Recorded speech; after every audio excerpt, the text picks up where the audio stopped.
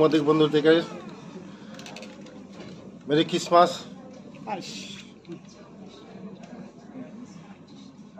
Happy new year. সব বন্ধুকে ধন্যবাদ।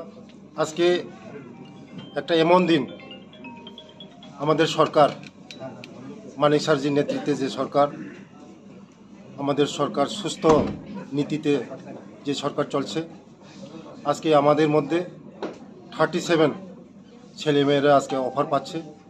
ওদের হাতে আমরা অফার বিলি তুলে দেব এবং স্বচ্ছতা নীতির সঙ্গে যারা জিআরবিটির মধ্যে যারা পাস করেছে তাদের হাতে আমরা আজকে অফারটা বিলি করব এবং আগামী দিনও এই স্বচ্ছতা নিয়েই আমাদের সরকার চলবে।